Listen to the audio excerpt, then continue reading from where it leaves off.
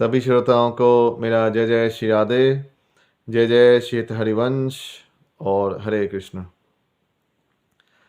इन दिनों में एक वीडियो सामने आई है जिसमें इस्कॉन के अमोघ लीला दास जी ने ये विफल प्रयत्न किया है बतलाने का कि कलयुग में केवल हरे कृष्ण महामंत्र का जाप और कलयुग में केवल हरे कृष्ण महामंत्र का कीर्तन करना चाहिए। तो आइए देखें कि वो क्या कहते हैं और शास्त्रों के अनुसार उनका उत्तर भी दिया जाएगा।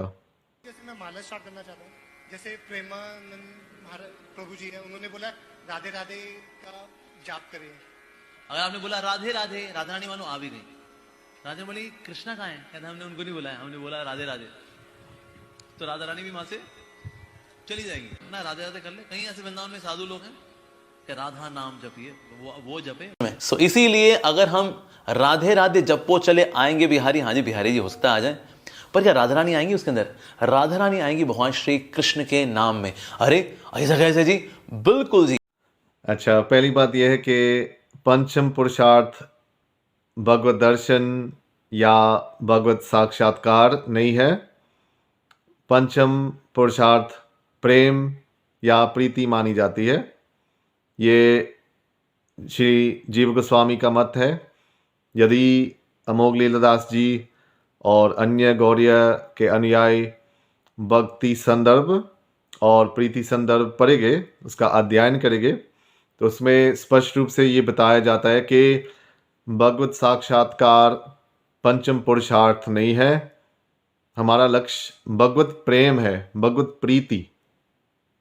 तो जब अमोघ लीलादास जी बताते कि राधा के नाम को रटने से, जपने से, कीर्तन करने से कि किशोरी जी नहीं आएगी, वो केवल कृष्ण आएंगे, बिहारी जी आएंगे, तो पहली बात तो यह कि दर्शन नहीं लक्ष्य है।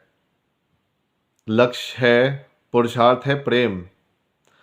अपनी भक्ति संदर्भ में श्री जीव गोस्वामी बताते हैं कि निरुपाधि प्रीति अस्पदता स्वभावस्य प्रियत्व धर्मम विना तु साक्षात्कारो अपि असाक्षात्कारो एव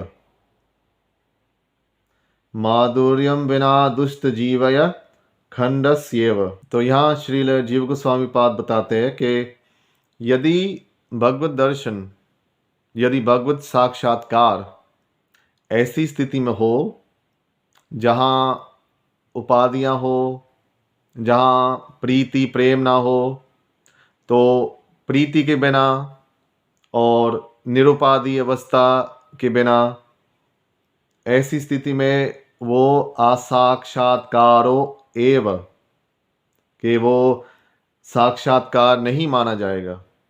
जो वास्तविक साक्षात्कार है, वास्तविक दर्शन है, वो नहीं माना जाएगा।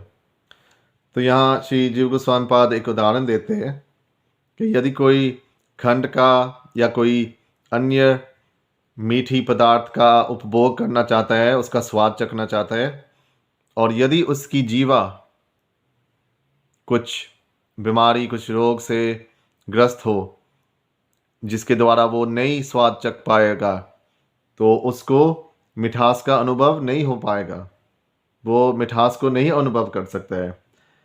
इसी प्रकार जिसके पास, जिसके हृदय में प्रीति का, भगवत प्रेम का उदय ना हो, तो यदि उसको साक्षात्कार, यदि उसको दर्शन भी हो जाए, तो ऐसे ही मालूम होगा, ऐसे प्रतीत होगा जैसे उसने असाक्षात्कार, मतलब दर्शन किया ना हो। क्योंकि अपनी संदर्भ में बताते हैं, भगवत भक्ति संदर्भ और प्रीति संदर्भ में, कि ऐसी स्थिति होती है जैसे कि दुर्योधन और कर्ण आदि ने भी दर्शन किया ठाकुर जी का, श्री कृष्ण भगवान का, पर क्या उसने असली वास्तविक दर्शन पाए? तो श्री जीव गोस्वामी पाद बताते हैं नहीं, क्योंकि लक्ष्य है प्रेम, पंचम पुरुषार्थ प्रेम है। दूसरी बात यह कि प्रेम का एक लक्षण बताया गया है श्री रूप गोस्वामी पाद ने अपनी भक्ति रसामृत सिंधु में कि प्रेम श्री कृष्ण आकर्षणीय है, वो इष्ट आकर्षणीय है। अर्थात प्रेम जब उदय होता है तो वो भगवान को भी वशीभूत कर देता है। भगवान उस भक्त से कभी छिप नहीं सकते हैं, उसके सामने ही रहेंगे। तो प्रेम का एक प्रथम लक्षण है, एक मुख्य लक्षण है कि वो श्री कृष्ण आकर्षणीय है, वो इष्ट के आकर्षण में समर्थ है। और गौड़ियों के श्री चैतन्य चरित अमृत ग्रंथ में तो ऐसा भी आता है, कृष्ण प्रेमोद्गम प्रेमामृत आस्वादन कृष्ण प्राप्ति सेवामृत समुद्रे मजन। मतलब जब प्रेम में प्राप्त होगा, प्रेम अमृत का आस्वादन होगा, कृष्ण की प्राप्ति होगी, तो सेवा अमृत तो मिलेगा ही अवश्य, तो सेवा तो मिलेगी ही। तो आए हम देखते हैं शास्त्रों के अनुसार क्या श्री किशोरी जी के नाम को रटने से, जपने से, कीर्तन करने से प्रेम प्राप्त होता है कि नहीं। तो आप स्क्रीन पर देख सकते हैं कि पद्म पुराण के उत्तरखंड से श्री शिवजी भगवान श्री देवऋषि नारद से क्या कहते हैं। तो श्लोक का अनुवाद इस प्रकार है कि जो मनुष्य राधा राधा कहता है तथा उनका स्मरण करता है, वे सब तीर्थों के संस्कार से युक्त होकर सब प्रकार की विद्या की प्राप्ति में प्रयत्नवान बनता है। और आगे शिव जी बताते हैं पार्वती माता को कि जो राधा राधा कहता है, राधा राधा कहकर पूजा करता है, राधा राधा में जिसकी निष्ठा है, जो राधा राधा नाम उच्चारण करता रहता है, वे महाभाग, वे भाग्यशाली श्री वृंदावन में श्री राधा की सहचरी बन जाता है। तो यहाँ स्पष्ट प्रमाण मिलता है श्री शिवजी भगवान के द्वारा कि जो श्री राधा के नाम में निष्ठा रखता है, जो उसके नाम का उच्चारण करता है, वो महाभाग्यशाली श्री वृंदावन की प्राप्ति करेगा। और कैसे? वो भी श्री राधा की सहचरी के रूप में। तो क्या हम अमोघ लीलादास जी की बात माने या पुराणों की बात माने? हम शिव जी की बात माने। तो आगे श्री शिव जी भगवान क्या कहते हैं?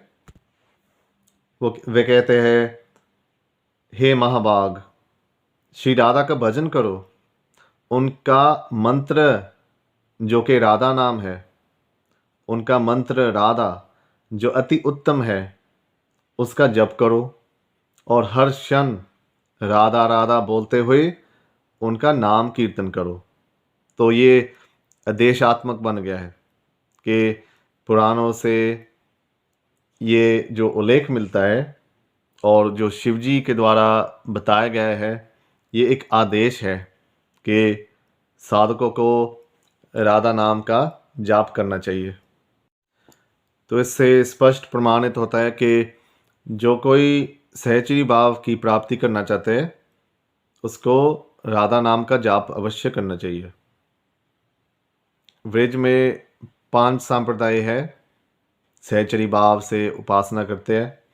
वो है राधा वल्लभ संप्रदाय, हरिदासी संप्रदाय, निम्बार्क संप्रदाय, ललित संप्रदाय और शुक संप्रदाय। तो ये सब जो 5 संप्रदाय है, ये नित्य विहार संप्रदाय है और इसमें सहचरी भाव की उपासना करी जाती है। और इन सब संप्रदायों में श्री राधा की प्रधानता अलग अलग ढंगों से, अलग अलग प्रकार से पाई जाती है। वैसे तो गौड़ीय संप्रदाय में भी श्री राधा जी की प्रधानता तो अवश्य है, किंतु ऐसी बात है कि नित्य विहार के जो संप्रदाय है, उसमें जो लाल जी है, जो ठाकुर जी है, श्री कृष्ण भगवान नित्य विहार संप्रदायों में अनन्य रसिक है। केवल एकमात्र नायक श्री कृष्ण है और एकमात्र नायिका श्री किशोरी जी है। गौड़ी संप्रदाय में क्या आता है कि श्री कृष्ण बहुवल्लभा नायक है, मतलब वो अन्य विपक्ष गोपियों से भी मिलते हैं, जैसे कि चंद्रावली, पद्म, सैब्य, और जो किशोरी जी के समस्नेह सखियां हैं जैसे कि ललता, विशाखा आदि, उनसे भी मिलते हैं कभी कभी। और यहाँ उल्लेख भी आता है जो कुछ गौड़ियों को बहुत आश्चर्यचकित कर देगा कि कभी कभी श्री कृष्ण मंजरियों से भी मिलते हैं। ये सब यदि वो पढ़ना चाहते हैं तो मैंने एक 17 पेज का पेपर भी लिखा है इंग्लिश में, अंग्रेज़ी में, जहाँ उसमें स्पष्ट प्रमाण दिया गया है कि मंजरियाँ श्री कृष्ण से कभी कभी मिलती है। क्यों? क्योंकि ये किशोरी जी की इच्छा भी होती है, ये कृष्ण की भी इच्छा होती है। मंजरियों की इच्छा ना होने से भी ये मिलन अवश्य होता है।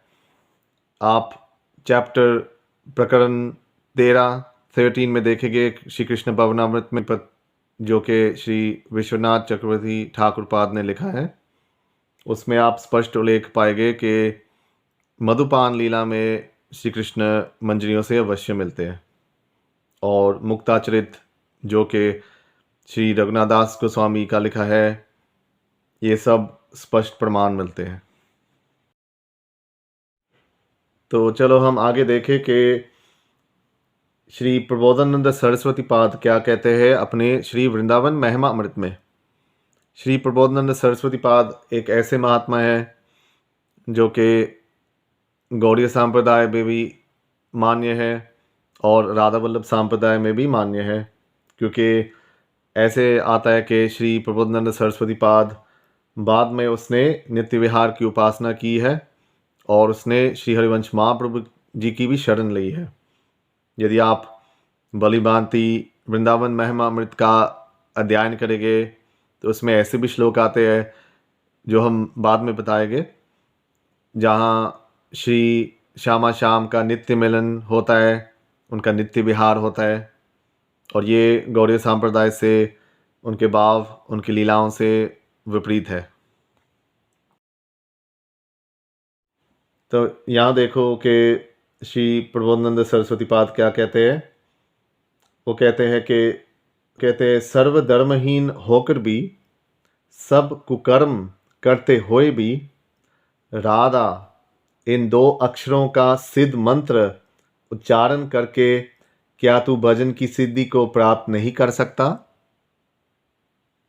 तो यहाँ स्पष्ट बता रहा है कि देखो, सब धर्म आचरण से विहीन होकर भी, सब कुकर्म करते हुए भी, क्या ये 2 अक्षरों का श्री राधा नाम जो कि सिद्ध मंत्र है, उनका भजन करने से, उनका उच्चारण करने से क्या आपको भजन की सिद्धि नहीं प्राप्त होगी? अर्थात प्राप्त अवश्य होगी। और दोबारा दूसरी जगह वृंदावन महिमा अमृत में बताते हैं 15वां शतक में, उसका मंत्र भी समस्त शास्त्रों से अगम्य है, तो भी मैं उसे कहता हूँ। उसके प्राकट्य का निगूढ़ विषय शास्त्रों में कहीं भी नहीं कहा गया है। जो इस मंत्र का जप करता है उसके चरणों में महासिद्धियाँ लौटती है, एवं श्री भगवान के सुंदर सुंदर भाव समूहक उसके प्रभाव से मानो करतलों में आ जाते हैं। और फिर बताते कि उस मंत्र का जो नित्य ही जप करता है उसके लिए कोई भी विधि निषेध नहीं है, क्योंकि उसके पाद पद्म द्वय का रजकन वेद एवं वेदज्ञ गणों को पवित्र करने वाला है, जो अमृत आदि से भी अति सुमधुर है, मंगलों का भी मंगलकारी है, एवं साधकों के लिए सर्व आश्चर्यमयी असीम महिमा युक्त साधन है। तो यहाँ बता रहे कि राधा नाम मंत्र साधन भी है। साधन तो है ही, तो यहाँ बताते कि साध्य भी है। यहाँ कह रहे कि साध्य वस्तुओं का भी वे अति परम साध्य है। अत्युन्मद आनंद राशि का भी परम मत्तताजनक आनंद उसे कहा गया है। परम रहस्यों का भी वे अति रहस्य है। वे मंत्र राधा नाम है। देखो वो बता दे, वे मंत्र राधा नाम है। इसका अर्थ जाने बिना दिन रात इस मंत्र का अनन्य भाव से जप कर। तो यहाँ भी आदेश आत्मक वचन आता है श्री प्रबोधानंद सरस्वती महाराज जी का, जो कि आचार्य कोटि के महापुरुष है। वो यहाँ कह रहे कि प्रतिदिन दिन रात श्री राधा नाम का मंत्र अनन्य भाव से जप करना चाहिए, ना कि केवल राधाष्टमी के दिन को करना चाहिए जैसे कि अमोघ लीलादास जी बता रहे हैं, या कभी कभी करना चाहिए। आइए हम श्री राधा सुधानिधि के श्लोकों से भी इस बात को प्रमाणित करें। श्री राधा सुधानिधि, जो कि श्री राधा रस सुधानिधि या सुधानिधि के नाम से भी विख्यात है, प्रसिद्ध है। यह ग्रंथ, ये वाणी श्री हरिवंश महाप्रभु जी की रचना है।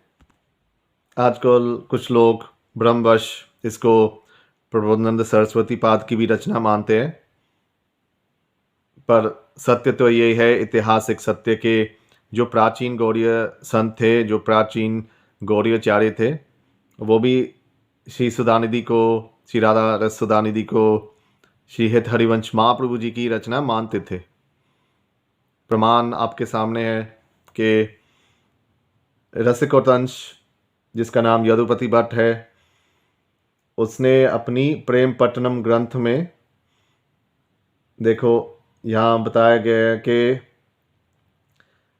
तदोक्तम श्री गोस्वामी श्री हरिवंश महाअनुभावे, मतलब श्री हित हरिवंश महाप्रभु के वचनों से, तदोक्तम उसके शब्दों में।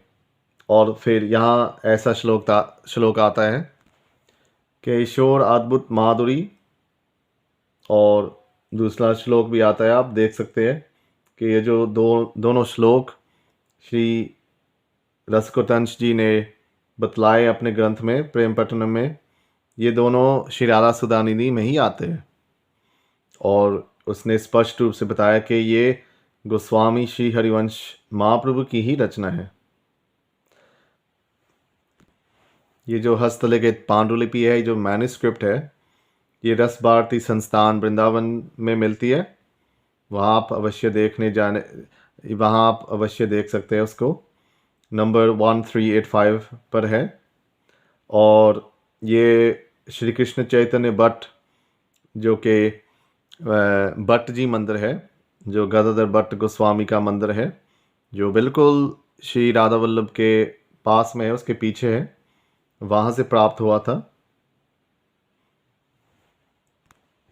और कई गौड़ीय विद्वान जन जैसे श्री अच्युत लाल भट्ट गोस्वामी आदि ये सब मानते हैं कि प्रेम पट्टनम में ऐसे बताया भी गया है गौड़ीय संप्रदायाचार्य ने कि श्री राधा सुधानिधि श्री हरिवंश महाप्रभु जी की रचना है, पर अभी ये गौड़ीय जन नहीं मानते। दूसरी पांडुलिपि आप यहाँ देख सकते हैं कि ये कुछ लोगों ने छेड़खानी की है पांडुलिपियों से। आप यहाँ देख सकते हैं कि जहाँ राधा वल्लभो जयति लिखा है, यहाँ उसके ऊपर राधा रमणो जयति लिखा गया है, दूसरे हाथ से, दूसरे स्याही से। शायद आप लोग जानते होंगे कि गौड़िया के जो राधा सुधानिधि है, उसमें 2 श्लोक, एक आगे और एक पीछे लगाया गया है। उसमें श्री चैतन्य महाप्रभु के मंगलाचरण, उसकी स्तुति है। तो यदि आप देखेंगे, इसके प्रथम पृष्ठ में पहले पेज में ये देखो कि ऊपर चैतन्य महाप्रभु का मंगलाचरण जोड़ा गया है छोटे अक्षरों में, दूसरे स्याही से दूसरे हाथ से लिखा गया है। और जो अंतिम पृष्ठ है, जो लास्ट पेपर है, उसमें भी पूरा नया पेपर डाला गया है जो कि दूसरे हाथ से लिखा गया है, दूसरे पेन से लिखा गया है।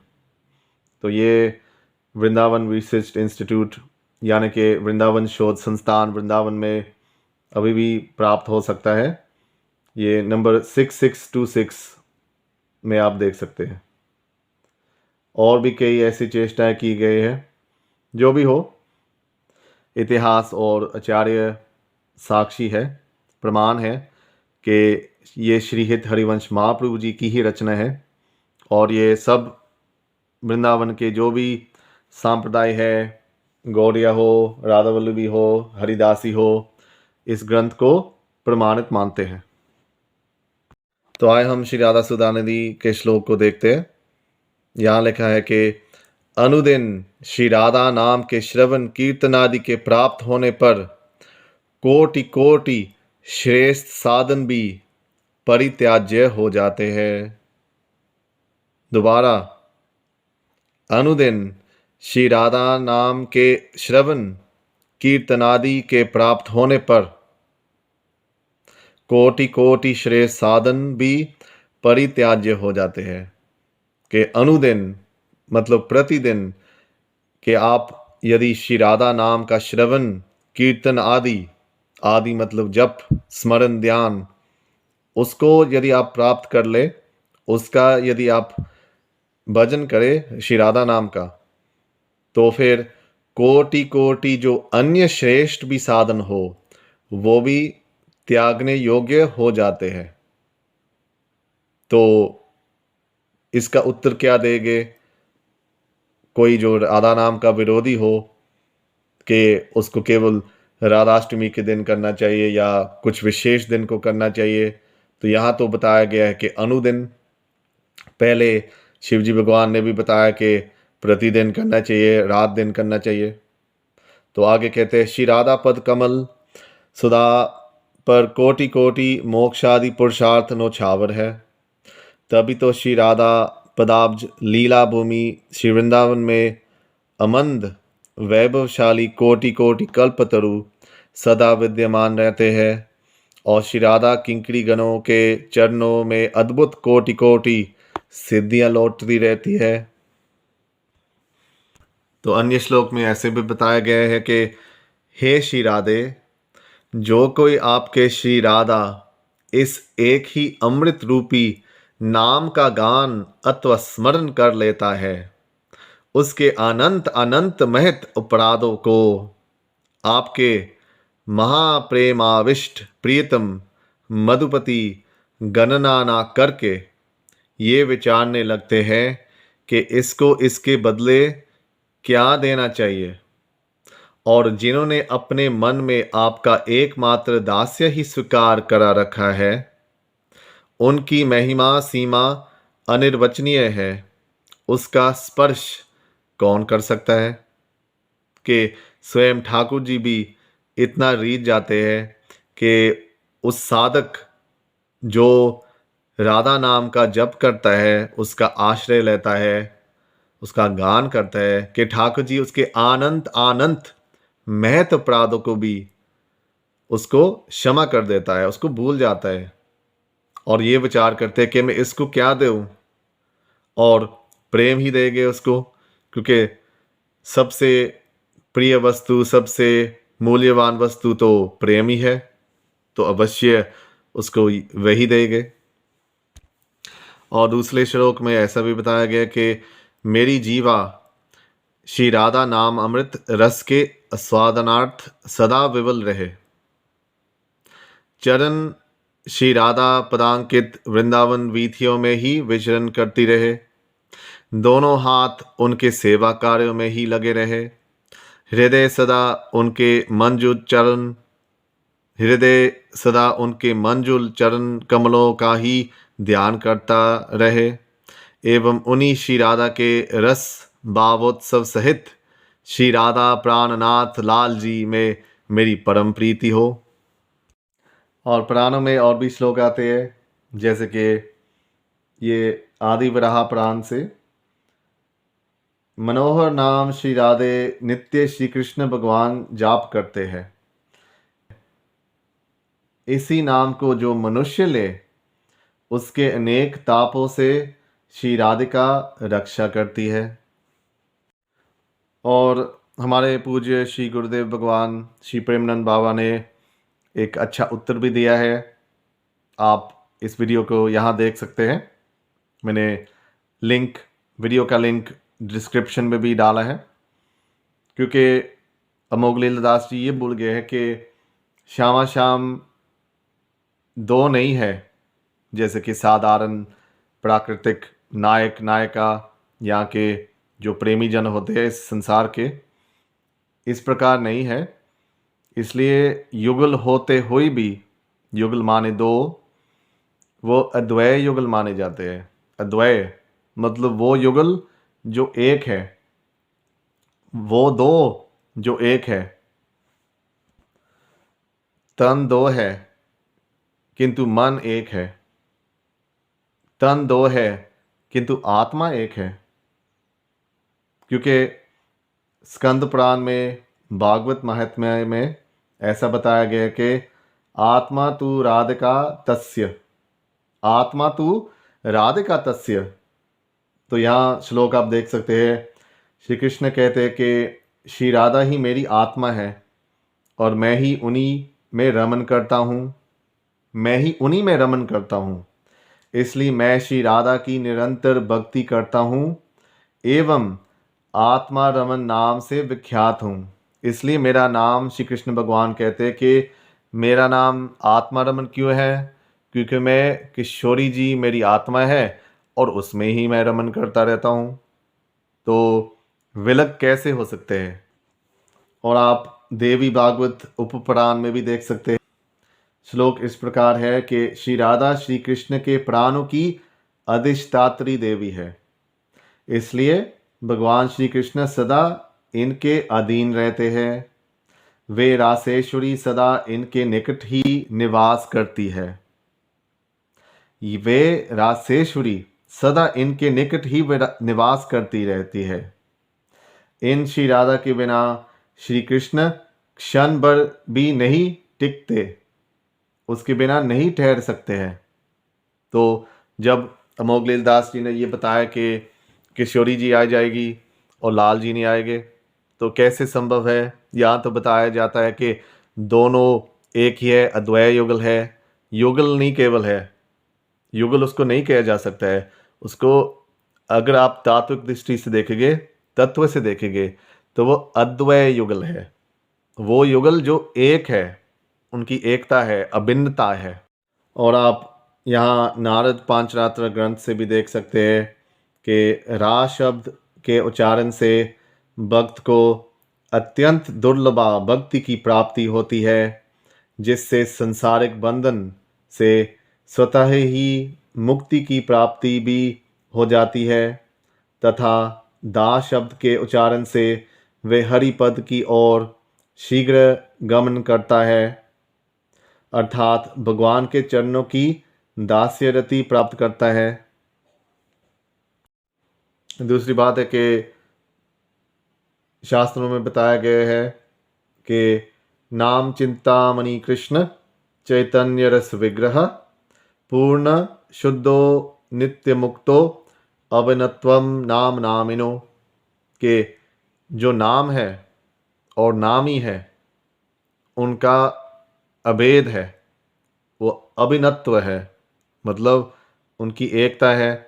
तो जब साधक जन राधा नाम बोलते हैं तो किशोरी जी कैसे जा सकती है? क्योंकि किशोरी जी और उनका नाम में अभेद है। तो यदि आप श्री किशोरी जी का नाम का गायन करते हैं, उच्चारण करते हैं, हरि का उच्चारण करते हैं, तो ऐसे नहीं है कि वो आएंगे, वो है ही आपके साथ। तो वो कहाँ से आएंगे, कहाँ जाएंगे, ऐसा कोई प्रश्न नहीं उठता।